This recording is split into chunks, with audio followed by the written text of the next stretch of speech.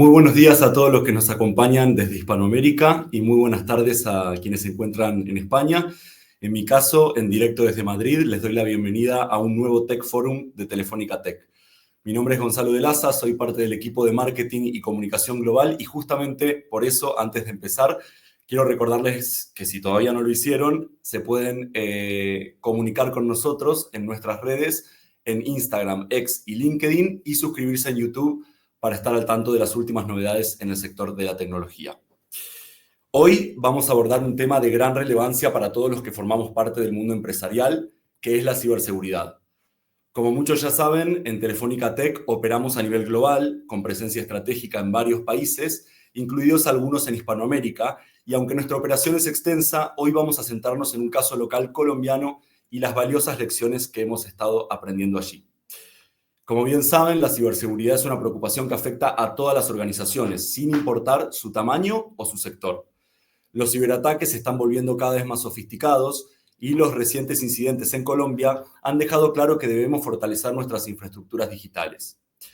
En esta sesión del Tech Forum nos vamos a centrar en lo que realmente importa: cómo aprender de estos incidentes, cómo adaptarnos y cómo mejorar nuestras estrategias de protección digital para ser cada vez más resilientes. Para profundizar en este tema, tenemos el privilegio de contar con dos expertas del otro lado del Atlántico que compartirán su experiencia con nosotros. Por un lado, le doy la bienvenida a Jennifer Suárez, Country Manager de Telefónica Tech Colombia, una de nuestras referentes femeninas del sector. Buenos días por allí, Jennifer, ¿qué tal estás? Hola Gonzalo, ¿cómo estás tú? ¿Cómo están todos? Buenos días, buenas tardes desde los diferentes países donde nos escuchan. Es un gusto estar acá en este espacio. Yo creo que el gusto es por la temática que abordamos, por la importancia que esto tiene en las compañías, pero también en los hogares hoy por hoy. Y yo creo que básicamente en todo el ecosistema de la vida digital que tenemos en general. Personal, Claro que sí. pero sobre todo muy honrada por la persona que sé que vas a presentar, que también nos acompaña. Claro que sí. Bueno, y por otro lado, justamente como referenciaba Jennifer, tenemos a Brigitte Albarracín, directora de Seguridad de la Información de la Caja de Compensación Familiar en Colombia. Brigitte nos va a contar el enorme trabajo que realizan desde CAFAM para apoyar a los colombianos y las lecciones aprendidas tras un incidente cibernético relevante, como bien indica el título de este webinar. Hola Brigitte, ¿qué tal estás? Hola, buen día Jennifer, Gonzalo, muchas gracias por la invitación, súper honrada de estar en este espacio tan importante. Por favor, un placer tenerlas a las dos. Y antes de dejarlas, les recuerdo a todos los que nos están viendo que este es un espacio para que todos participen. Así que si tienen preguntas o comentarios, no duden en escribirlos en el chat o por nuestros canales que ya les mencioné anteriormente. La idea es que al final de las intervenciones vamos a tener un espacio para responderles y generar un poco de conversación entre todos. Ahora sí, sin más preámbulos, los dejo con Jennifer, que va a guiar un poco la conversación desde Colombia y nos va a ayudar a ver en qué desafíos nos enfrentamos, las capacidades que ofrecemos desde Telefónica Tech y algunas lecciones aprendidas en colaboración con CAFAM. Adelante, Jennifer. Gonzalo, muchas gracias, gracias por esta presentación. Vamos a entrar ya en materia de este tema. Yo creo que de verdad debe estar generando mucha expectativa cuando mencionamos acá superando un ataque. Yo creo que ya estamos transparentando que hubo una situación que se vivió de la cual pocas empresas están exentas porque no hay niveles 100% de cobertura de seguridad, pero sí muchas acciones a plantearse como organización para mitigar esa posibilidad de estar en una situación de estas. Vuelvo y repito, sin garantizar que hay un 100% infalible en ningún escenario. Así que me gustaría, y sobre todo hablaba de estar muy honrada de quien nos acompaña, Brigitte, para mí es una persona a la cual admiro bastante por quien es profesionalmente y quien es también personalmente.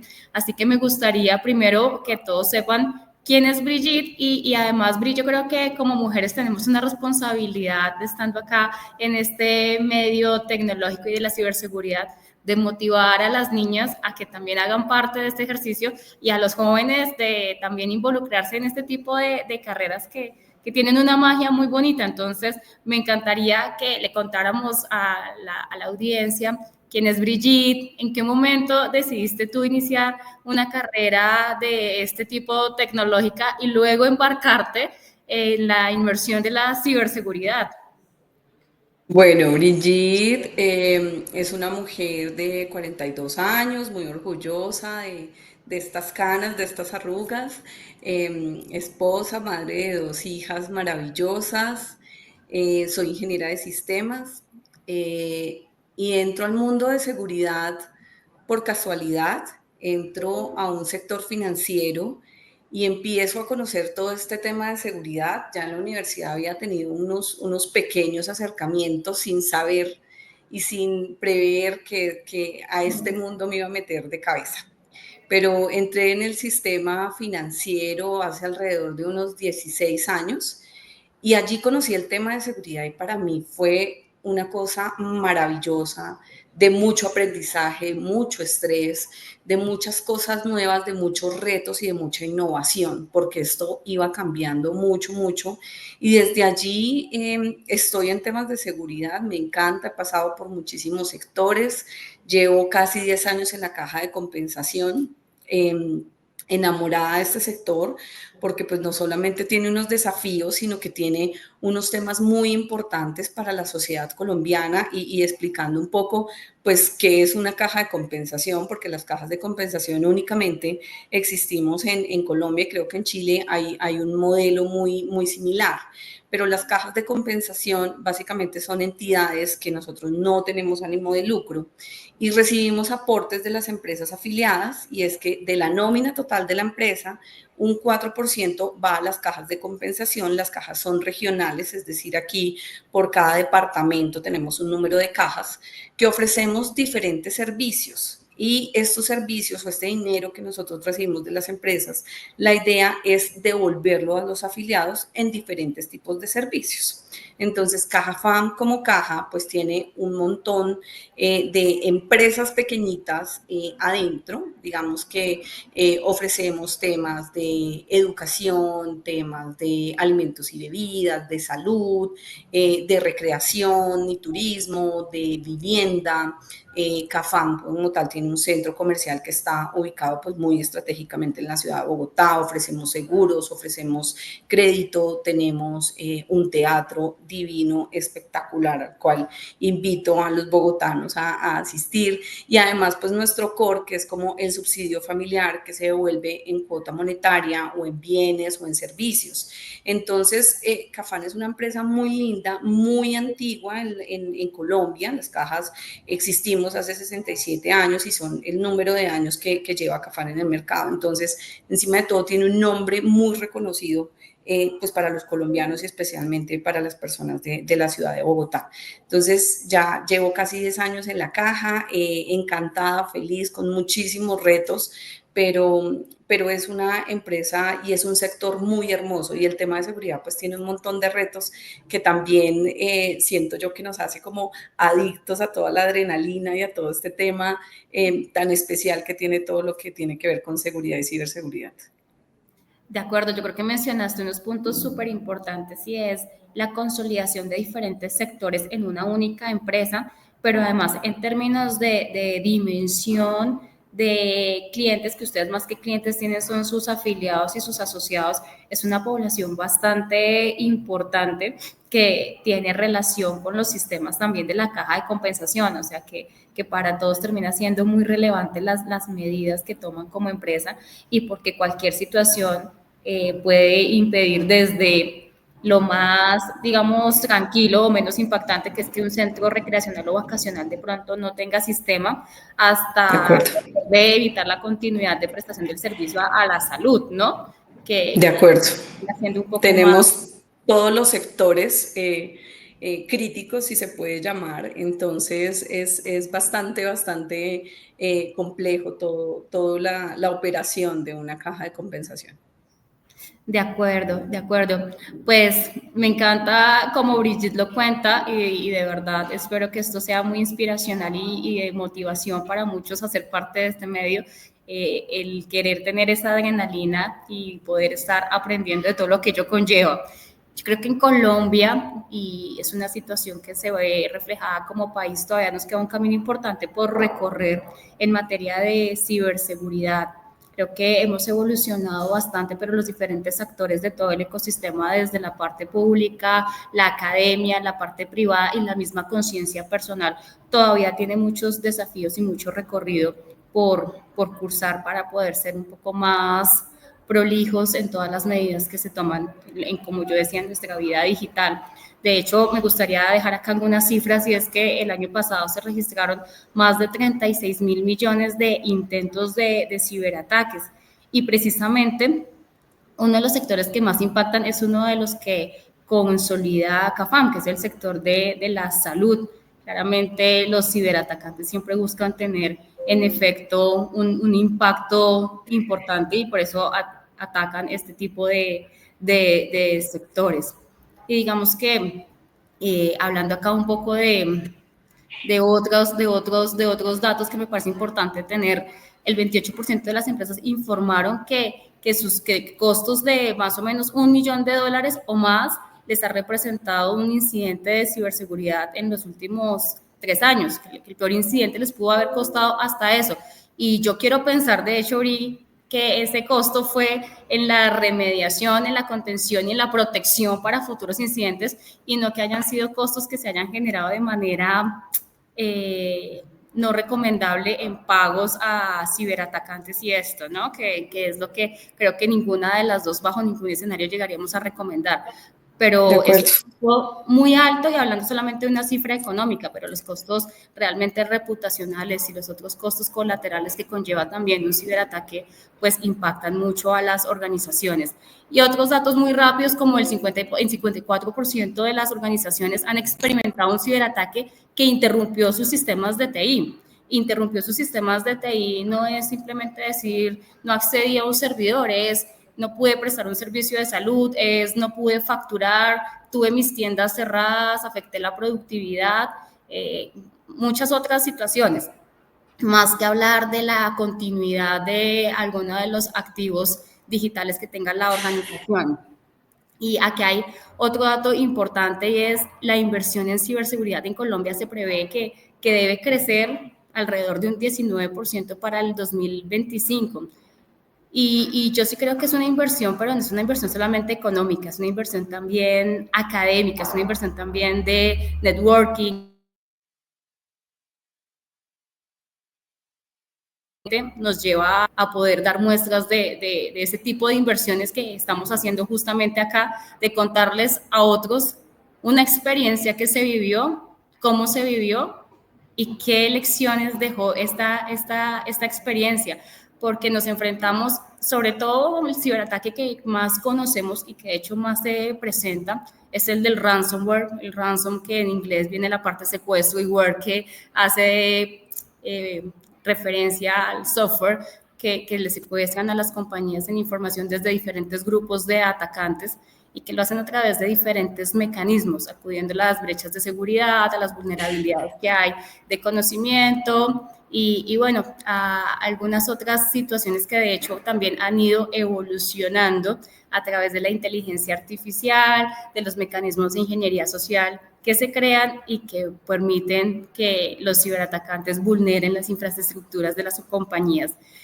Entonces, dicho esto, nosotros quiero contarles muy rápidamente simplemente que en Telefónica Tech hemos dispuesto de un doc de una cantidad de profesionales que hoy están cerca de los 300 profesionales monitoreando mucha infraestructura digital de nuestros clientes, pero además también estando listos para poder actuar ante la llamada de un cliente que haya tenido una situación de un ciberataque, para poder hacer la respectiva contención, remediación y, por supuesto, que nuestros clientes puedan llegar a generar esa continuidad de negocio que requieran.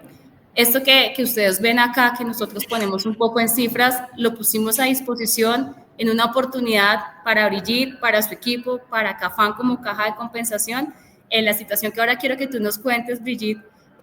¿Qué ocurrió? Ok, bueno, pues fue bastante fuerte la situación. Nosotros, pues en Colombia, a finales del 2022 y 2023, sufrimos muchísimos ataques como país y sobre todo a instituciones de salud. Cuando ocurre uno de los más grandes en Colombia, que ocurre en noviembre del 2022, y sabiendo que era un sector que nosotros teníamos, que era salud, empezamos a sentir como aquella novela en donde decía, uy, el incidente me está respirando en la nuca. Empezamos a sentir eso. Empezaron a pegarle a Keralty, le empezaron a pegar a otras EPS, le empezaron a pegar a gestores farmacéuticos, que nosotros también somos hoy un gestor farmacéutico. Entonces sentíamos que venía ese golpe. Y en esa preparación de saber que nos podía pasar, porque ya teníamos un poco más de conciencia, habíamos dicho a las altas directivas que era muy posible que nos atacaran debido a lo que estaba ocurriendo en el sector y pues que ya empezamos a generar ese cambio de conciencia de no nos van a atacar, quién va a atacar a una organización sin ánimo de lucro, nosotros lo que generamos es un beneficio para los colombianos.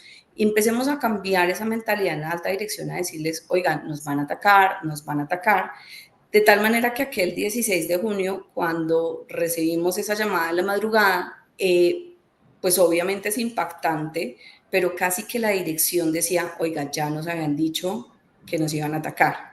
Entonces, uno de los primeros temas es, usted vaya advirtiendo de acuerdo a lo que vaya viendo en el sector. Si estamos viendo que están pegándole mucho al sector de educación y yo estoy encargado de la ciberseguridad de una universidad, me tengo que ir preparando.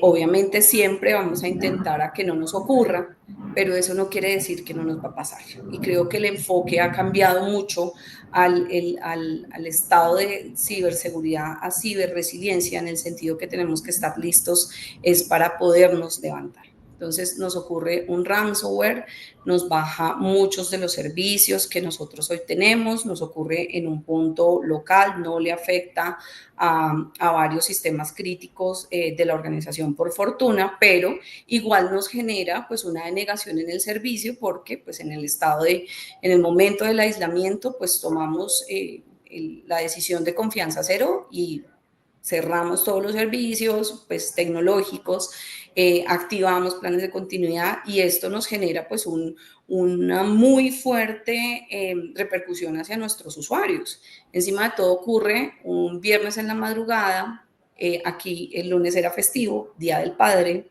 teníamos nuestros centros de vacaciones llenos.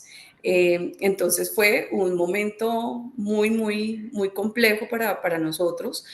Somos una organización con más de 10,000 trabajadores. Por fortuna ya habíamos pagado el salario, la nómina, entonces eso también nos ayudó un poco a que el impacto no fuera tan complicado. Pero sí fue bastante fuerte y pues a un personal también fue muy, muy fuerte. Tú 3 de la mañana, te levantas así medio dormido y ves un montón de llamadas y uno dice, ¿qué pasó? Y pues cuando nos reportan ese tipo de situaciones que al principio no se sabe, ¿será que sí es, será que no es? Esa incertidumbre, esa angustia mientras uno va manejando a toda velocidad hacia la oficina y cuando ya llega se confirma. Entonces es todo un proceso muy, muy fuerte, es un impacto muy fuerte que pues ha dejado también unas lecciones muy interesantes que es importante compartirles. ¿Cuáles crees tú que son esas lecciones más relevantes que le dirías hoy a todos tus pares como directores de ciberseguridad, pero de hecho también a los otros actores involucrados en esto? Uno desde los que tienen tu mismo rol y otros desde los que también lo vivieron en diferentes roles, ¿no? Mira, te quiero contar una anécdota que me ocurrió a modo personal, pues Jennifer, que hemos compartido en muchos escenarios y siento que esto habla mucho de mi sentir como CISO en la organización en ese momento. Y esto lo sentí cuando mi jefe me llama a su oficina después de 3 días de recuperación, pero él se preocupó mucho por mí, me dijo, ¿cómo estás? ¿Cómo han pasado estos días? ¿Cómo te sientes? Entonces él me veía como con una cara de angustia y me dice, pero yo no entiendo por qué estás tan angustiada si tú te has preparado para ello. Tú has estudiado, has hecho tus certificaciones, has hecho tus cursos. Y me quedé en ese momento de reflexión, y Jennifer, y entendí entendía mi situación y yo le decía, jefe, yo me siento como si hubiera aprendido a nadar por correspondencia, me hubieran lanzado a mar abierto con un buque y el mar lleno de tiburones y tienes que llegar a la orilla a salvo. Esa era mi sensación ok, sí, yo aprendí, yo leí, yo he estudiado, pero ahora es momento de poner todo eso a acción.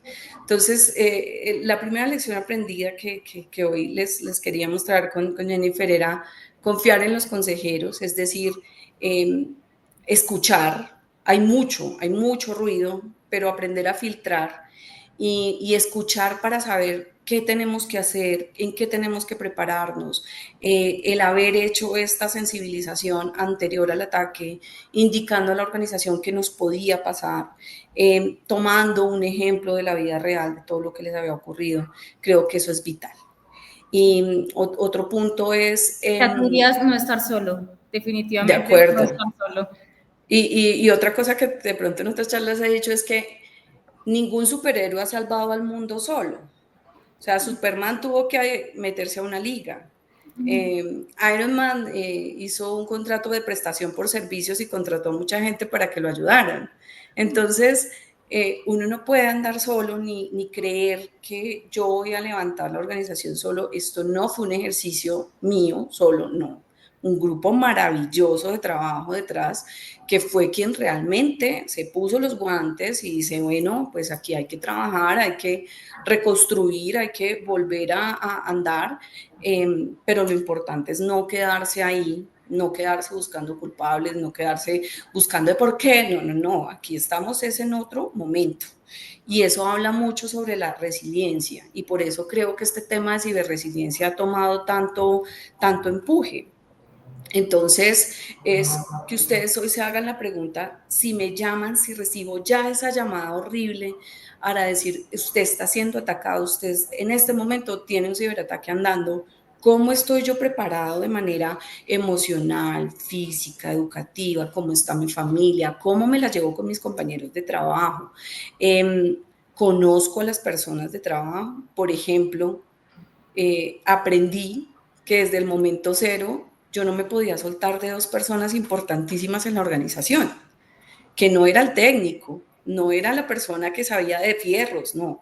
Yo tenía que andar de la mano con la persona de comunicaciones y con el abogado para saber cómo vamos a comunicar, qué vamos a decir y si esto me va a tener una implicación legal para la organización, pues para mí también como líder de este claro. Proceso. ¿Qué pasa en mi casa? Yo les tuve que decir a mi familia, un placer verlos, nos vemos como en 2, 3 meses, tal vez.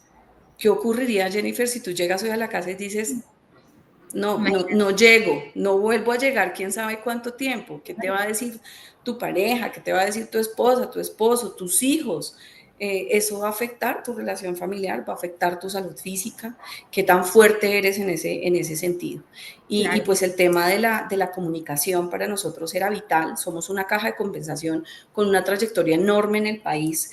Entonces, creo que el tema de salir a decir la verdad, de no ocultar lo que nos estaba ocurriendo para nosotros y para nuestro director era primordial.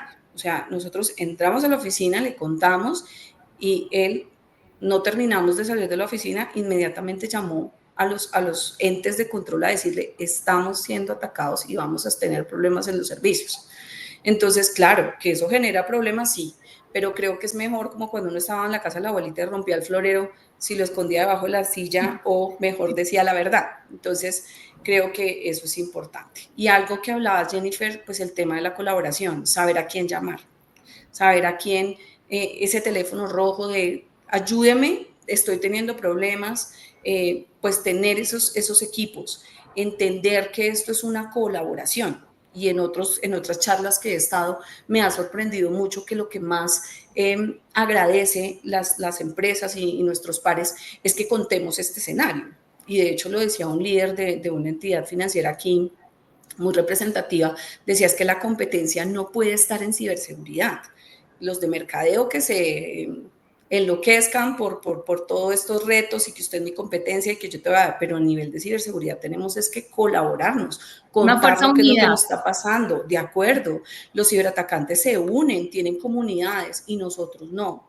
Entonces es importante eso y obviamente pues la preparación, tener mucho cuidado con el equipo, hay que cuidar mucho el equipo, Jennifer, tenemos que tener cuidado porque qué pasa si yo estoy pegándole al técnico, a la persona dura en el sistema, a la persona que me está recuperando y no lo dejo comer y no lo cuido y no duerme, pues se me va a afectar y yo lo que menos necesito es que tener un grupo de recuperación enfermo, cansado o que cometa errores en ese momento.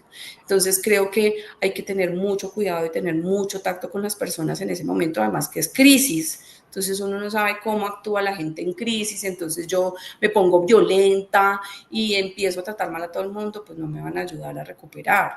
O me pongo a llorar y estoy muy nerviosa y tengo mucha angustia, pues eso se pega. Entonces, toda esa angustia hay que tener mucho cuidado con el talento humano. Tú mencionabas dos cosas súper importantes de salir, de ser transparente, de comunicar y luego de buscar la ayuda necesaria. Y en ese momento te quiero preguntar, más bien, ¿en qué momento deciden, vamos a llamar a otra empresa, vamos a acudir a un Telefónica que también haga parte de este equipo, que se una al equipo? Fue muy curioso porque en ese momento de la preparación nosotros ya estábamos buscando esa ayuda, ese teléfono rojo de a quién llamar en caso de que un incidente nos superara. Y habíamos sacado precisamente un proceso, nosotros no somos una entidad pública, pero funcionamos muy similar, en donde tenemos que salir a una convocatoria y llamar a varios proveedores para esto. Y habíamos salido el lunes anterior al ataque a buscar ese proveedor que nos ayudara. El viernes en la madrugada nos atacan y el proveedor tendría que entregarnos esas ofertas a la semana siguiente. Pues nada, el proceso se fue al diablo, estábamos en crisis y teníamos que buscar ese apoyo. Telefónica siempre ha sido muy cercano a la caja de compensación y dijimos, no, necesitamos a alguien que nos ayude. Lo otro es que en el momento de un ataque te caen, y perdóname la expresión, Jennifer, pero es una cosa impresionante, una lluvia de todos, yo te ayudo, yo te ayudo, yo te ayudo, yo te ayudo, que abruma y uno dice, ¿a quién le hago caso? Y todos te dicen, porque me han llamado de empresas a decirme, oiga, es que este proveedor me está llamando a decirme que a usted lo ayudó a salir de su incidente. No, no fueron ellos. Entonces, pero en ese momento no hay tiempo de entrar a preguntar, venga Jennifer, ¿a usted sí la ayudaron a salir de la crisis este proveedor?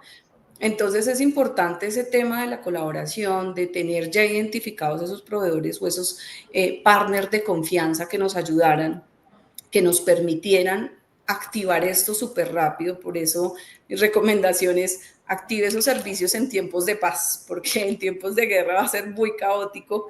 Inclusive puede ser mucho más económico en tiempos de paz tener ya ese servicio listo. De acuerdo. Pero o que nos pedían un montón de documentos, de firmas, de cosas. Hombre, yo estoy bajo ataque, tengo todo apagado, ¿qué me está pidiendo? No, pues Telefónica en ese sentido nos dio la mano de, ok, ya, aquí está todo tu grupo de apoyo y cuando estés tranquila, pues hay que empezar a tratar esos temas aburridos comerciales, pero sí, es importante tener ese apoyo, esa guía. De acuerdo. Nos están llegando algunos comentarios acá en el chat. Vamos a revisar. Nos decía Orlando Villabona. Y perdón porque creo que me estoy saltando acá algunos. Orlando nos decían, hay temas que no se cuentan y ocurren durante los incidentes. Por ejemplo, cuando se llama a los proveedores a revisar las plataformas que fallaron, que no se detectaron, comienzan las acusaciones sobre lo que se hizo mal. Claro, lo que mencionabas tú, ¿no, Brigitte? O sea, todo el mundo está muy seducido y no hemos hablado de ese aspecto de a qué está seducido todo ese ambiente de crisis, ¿no? Que están seducidos a buscar culpables, seducidos a preguntar todo el tiempo por cuánto tiempo y no qué hay que hacer, sino a buscar rápido una solución y seducidos a muchas veces pagar extorsiones que no deberían. Dice Orlando, generalmente las evidencias forenses requieren de un espacio en disco que no se tiene disponible para el mismo. Obviamente, las evidencias forenses muchas veces son muy complejas de obtener. De acuerdo.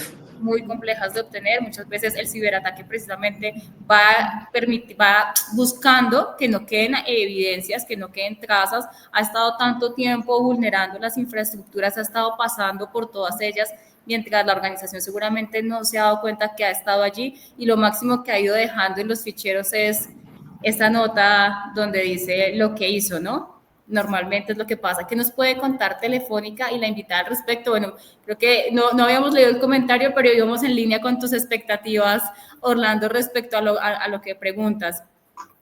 Temas técnicos, sí. Pregunta un poco Wilder. Si tú te fueras a lo técnico y sabiendo que ya estamos finalizando este espacio, que yo creo que nos faltó tiempo, evidentemente, en lo técnico, ¿qué le dirías a tus pares, Brigitte?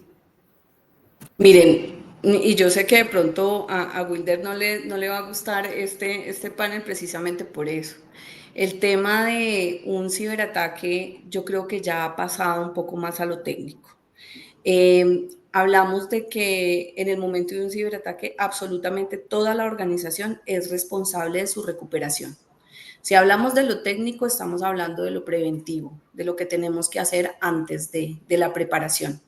Pero un ciberataque no podemos hablar que solamente es responsabilidad de la parte técnica, porque eso ya lo sabemos y todo el tiempo están llegando nuevas tecnologías, y ahora que el nuevo SOC con inteligencia artificial y que esto nos ayude con todo el tema de inteligencia amenazas, eso es un mundo supremamente grande, supremamente enorme.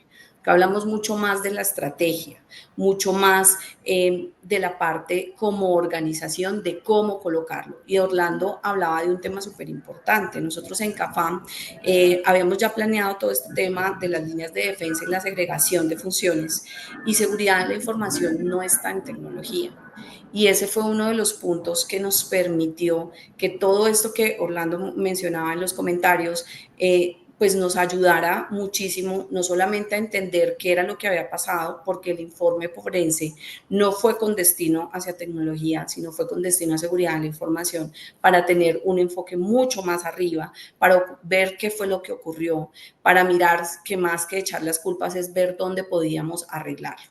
El tema de la capacidad, tremendo. Pero por suerte teníamos también un aliado, que era donde teníamos nuestro data center, que nos ayudó para abrir todas estas capacidades y poder generar toda esta parte forense, que fue con quien Telefónica generó toda esta parte forense, y entregar un informe que realmente entendiéramos qué ocurrió, por qué ocurrió, si era un ataque dirigido, si éramos parte de una campaña, exactamente.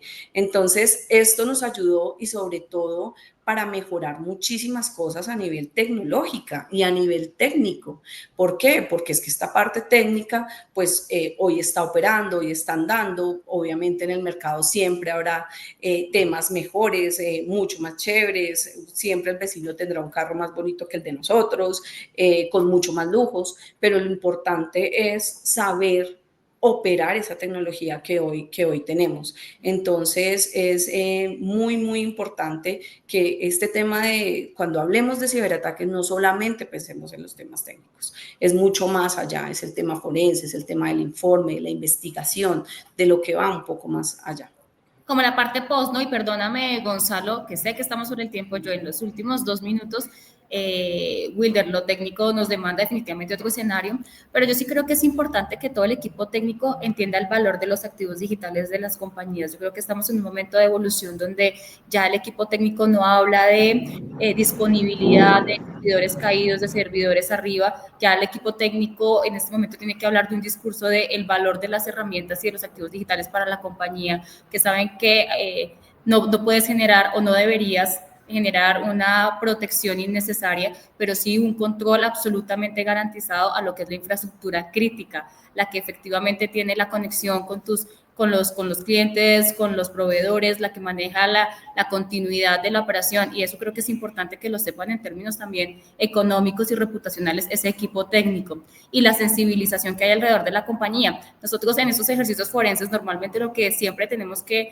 hacer y buscamos es entender ese origen del incidente, en dónde estuvo, porque por un momento se tiene que bajar la situación de crisis, pero luego esto también establece la brecha de seguridad que ha tenido la compañía. Entonces, ese origen del incidente, ¿por dónde vino? Vino por medidas ausentes de factores de doble autenticación que vulneraron una VPN, por medidas de falta de esos factores de doble autenticación y de contraseñas que o por fuerza bruta o por ingeniería social, por un phishing, por lo que sea, fueron capturados y vulneraron la infraestructura, de entender los accesos, de qué usuarios tienen accesos a qué, si realmente son valiosos, ese control de los accesos a la infraestructura crítica. Para nosotros es importante siempre recomendarle a las organizaciones cómo se tiene ese inventario. Todo ese análisis también que se hace en el forense de la exposición de credenciales normalmente identifica también por dónde se originó el ataque, y saber mucho también qué puertas traseras pudo haber establecido ese atacante. Yo creo que es muy, muy relevante. Pero yo creo, Gonzalo, que pudimos tocar unos temas muy importantes que, como le dice Brigitte, seguramente siempre están muy enfocados a lo técnico, a las herramientas, a las tecnologías, y olvidamos una parte muy importante que es la humana, el factor humano, que es el que muchas veces nos mete en esta situación, pero es el mismo que nos tiene que sacar también de la misma, y no hay que olvidar, no hay que dejarlo de un lado. Y que, como decía Brigitte, tampoco está establecido en el pensum de la academia, donde te dicen el humano. Completamente. Y Jen, yo no sé si te puedo molestar, porque mira que tenemos ahí una pregunta de Orlando, que si puedes proyectar el tema del después, de lo que teníamos en la presentación del Pensando el día después, es vital, porque lo mencionas, nadie me dijo que tenía que estar preparada para responder por el incidente 10 años después del incidente.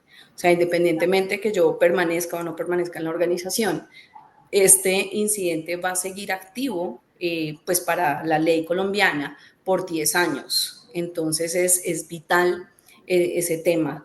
Es vital entender que podemos tener como CISOs, como responsables, una consecuencia legal.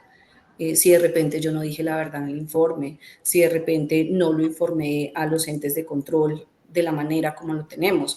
Hoy en Colombia nosotros tenemos una legislación que es directamente con la Superintendencia de Industria, en donde tienes un plazo para reportar un incidente de seguridad, y si no lo haces, pues puede tener consecuencias para la organización y para nosotros.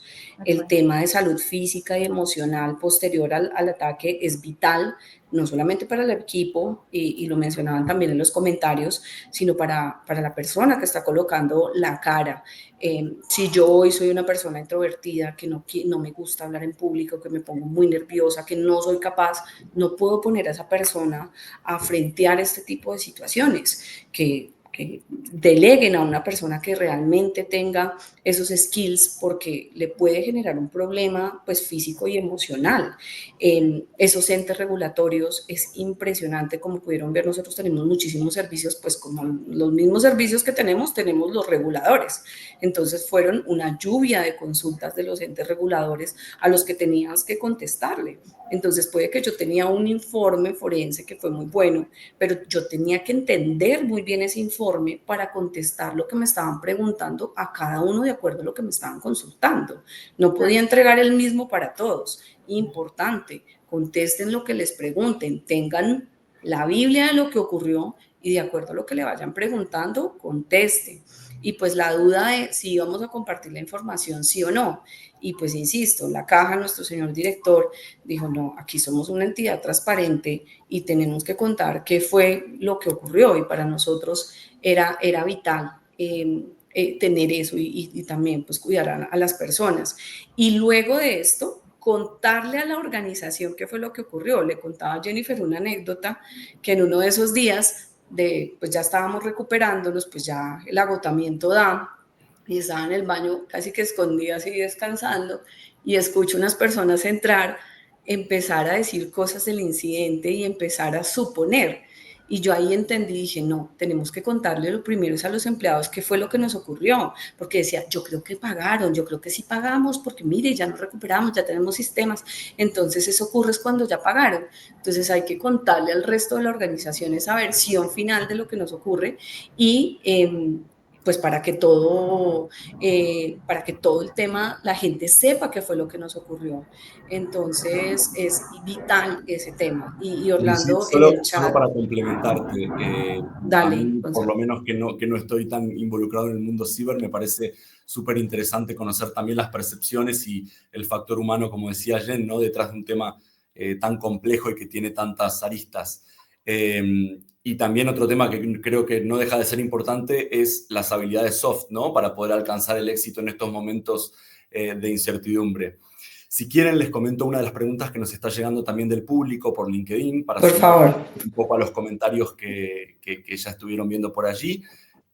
¿Cómo puede una empresa que no está en el sector tecnológico empezar a construir una estrategia de ciberseguridad efectiva? O sea, ¿por dónde comienza una empresa que no está involucrada, ¿no? Porque nosotros hablamos de Telefónica Tech o CAFAM, bueno, que son asociaciones o empresas, en el caso de Tech, que ya están involucradas en el sector, que conocen los universos tecnológicos, pero lo cierto es que no todas las organizaciones, independientemente del sector, pueden sufrir estos ataques. Entonces, bueno, entender un poco cómo hacemos cuando tenemos una empresa del otro lado que no está tan involucrada en el mundo cibernético. Pues, Gonzalo, yo creo que lo más importante es que usted conozca la empresa que está protegiendo. Es lo más importante. Si yo no conozco qué hace mi organización, si yo no conozco cuál es el valor que está dando para la sociedad, el servicio que está brindando, no voy a saber cómo priorizo esos activos, qué riesgos tiene, si lo están atacando en el sector. Yo no puedo suponer que a un banco lo estén atacando y yo pretenda proteger a una organización, a un colegio, a una universidad, igual que a un banco. Entonces, creo que lo primero es conozca la organización, identifique esos activos para poder conocer y evaluar esos riesgos y hacer un diagnóstico de qué es lo que realmente yo necesito. Yo quisiera tener el Ferrari, pero las calles de Bogotá no dan para un Ferrari, no subo a más de 10 kilómetros, entonces no adquiera la mejor tecnología si no le va a sacar el real provecho. Entonces es vital eso, irnos a lo básico, conocer las normas mínimas, a definir quién es el responsable de cada cosa, con qué me tengo que conformar, y sobre todo el tema de la conciencia.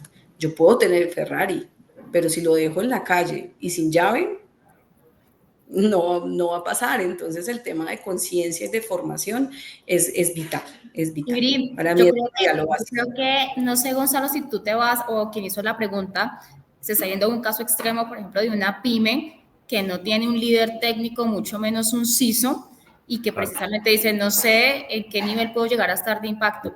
Lo primero, y fíjense que un CAFAM podía pensar en algún momento, somos una organización que da valor y beneficio al país, no me van a atacar. No hay una empresa que debería definir qué tan factible es que lo ataquen o no, y me refiero, por ejemplo, a una pyme que no cuente con estas capacidades tecnológicas en profesionales o en herramientas.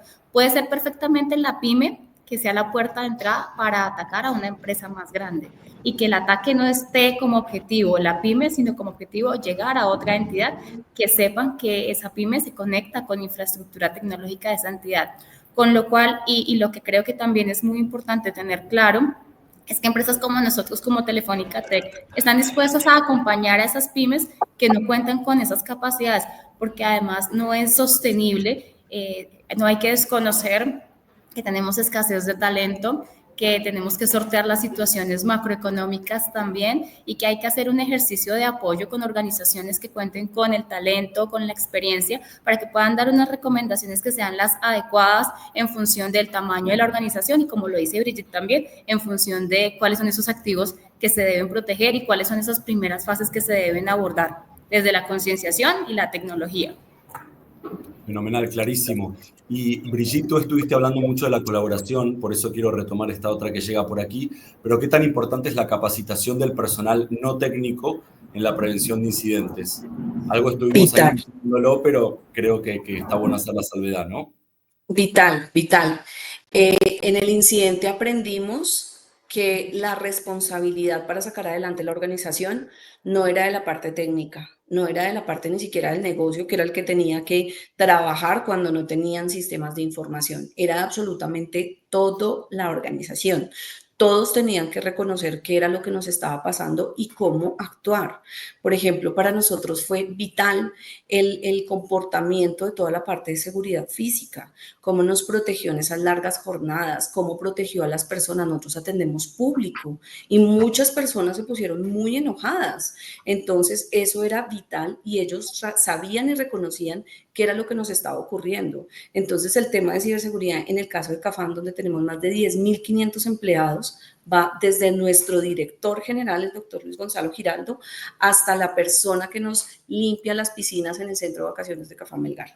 Tiene que ir hacia todos los niveles, tienen que reconocer. Además, yo soy partidaria de que las personas que cuidan su información personal, va a ser muy fácil que cuiden la información de una organización. Entonces, lo primero es enseñarles cómo cuido mi información, yo qué tengo que postear, qué hago cuando recibo un mensaje de texto donde dice que me gané el iPhone 20.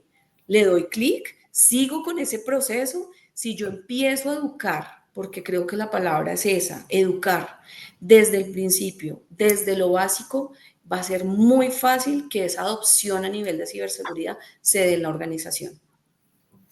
Y una última para cerrar, creo que estaba un poco más para Jennifer. Nos la pregunta Juan Lobo, ¿cuál es la capacidad de mantener la continuidad del negocio, sería en Telefónica, para sus clientes en caso de que tenga un ciberataque? Bueno, acá hay diferentes medidas, sobre todo en cumplimiento, y lo voy a dejar súper resumido, sobre todo en cumplimiento con la normativa que se exige que se cumpla y por supuesto pues con las medidas que se entienden que se deban tomar. Sin embargo, y de verdad, pues diciendo algo que sé que todos sabemos, no hay 100% la posibilidad de ser infalible en un 100% no está en ningún lado garantizada. Sin embargo, por supuesto, acá hay medidas de continuidad de negocio y principalmente apoyados en toda la normatividad y con todas las situaciones de protección también en cuanto a la principal infraestructura tecnológica que se utiliza, y la protección de los datos de nuestros clientes es para nosotros el activo más valioso que se protege. Fenomenal. Y antes de cerrar, me gustaría hacer un pequeño resumen que quizás nos puedas hacer, Brigitte, sobre las lecciones aprendidas, que creo que son muchas. Y bueno, y nos vamos con la promesa de aplicarlas en el día a día para toda la gente. Súper. Sí, estas son personales que pues adquirimos aquí en el equipo pues a raíz de todo lo que nos ocurrió. La primera, confía en tus consejeras, desarrolla una resiliencia bajo presión, sé transparente y eficaz con tus comunicaciones, prepáralas desde ya, sé colaborativo y si no sabes algo, busca. Empieza desde ya a generar esa red de apoyo, a buscar comunidades en las cuales te puedan apoyar en el momento de un ciberataque. Tengo una preparación integral más allá del manual, es decir, tenga cuidado cómo yo me comporto con las personas, cómo cuido los recursos humanos en la crisis, y también lo hablaban en un comentario. Es vital que en el momento del ciberataque ustedes se hagan cargo, y les va a parecer curioso, ustedes háganse cargo de la alimentación. Nosotros en el ciberataque tuvimos un grupo que era muy importante, fue a almorzar, se intoxicaron y teníamos 8 personas menos. Entonces, cuiden eso, esa mala alimentación, porque todos tenemos un menú de incidente, que son perro caliente, pizza, hamburguesa. Bueno, esto es un tema de largo aliento y tal vez se nos van a enfermar las personas importantes de recuperación, las personas técnicas. Entonces, cuiden el tema del recurso humano, planifiquen de manera financiera, porque algo que nos ocurrió a nosotros es que en el momento que declaramos el ataque, tuvimos un corte por parte de las entidades financieras, pues dentro de su protocolo lo teníamos y duramos un tiempo sin ese tema. La imagen y la percepción de la organización y de nosotros como líderes a nivel de seguridad, súper importante. Y pues el miedo residual y la paranoia que quedan meses después es fuerte, entonces hay que también tratarla y tratarla en el equipo. Nosotros veíamos cualquier alerta y de una vez sentíamos que el corazón se nos iba a salir del pecho porque pensábamos que teníamos un nuevo ataque. Entonces hay que manejar todo ese tema de la paranoia. Esas son como mis lecciones aprendidas muy resumidas. Fenomenal, buenísimo. Muchísimas gracias, Brigitte, Jennifer. Súper interesante escuchar un caso concreto como el que nos compartieron. Y bueno, y personalmente yo creo que es súper inspirador ver cómo el liderazgo femenino está haciendo una gran diferencia, ¿no? En un sector tan importante como este. Así que les agradezco su tiempo y su participación para seguir ampliando voces de otras geografías al catálogo de webinars de Telefónica Tech. Y antes de despedirnos, los invitamos... Gonzalo, gracias. Los que están del otro lado, que estén atentos a nuestro próximo webinar el 21 de mayo, en el que exploraremos cómo la inteligencia artificial está transformando el entorno laboral y redefiniendo el papel de los profesionales en distintos sectores. Así que bueno, no se lo pueden perder. Pronto vamos a compartir más novedades en nuestras redes sociales. Recuerden seguirnos en Instagram, X y LinkedIn si todavía no lo hicieron y suscribirse en YouTube para estar al tanto de las últimas novedades en el sector de la tecnología y no perderse ninguno de nuestros eventos y foros. Agradezco de nuevo a las chicas Jennifer, Brigitte y nos vemos la próxima. Seguimos conectados. Gracias a todos. Gracias. Gonzalo. Chao. Chao.